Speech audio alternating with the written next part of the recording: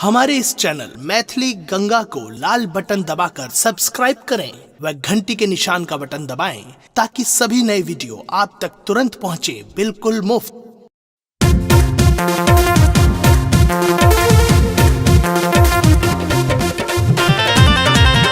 अपने सुन रहे थी गंगा कैसे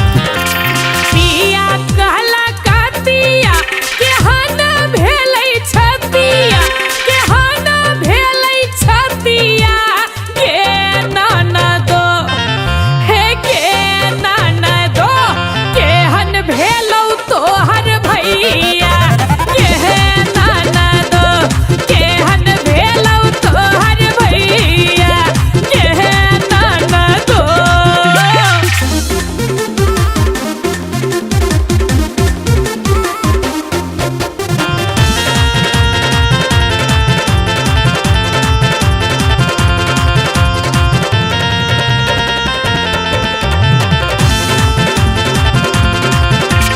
बीती गेलै आसिन कार्तिक बीतल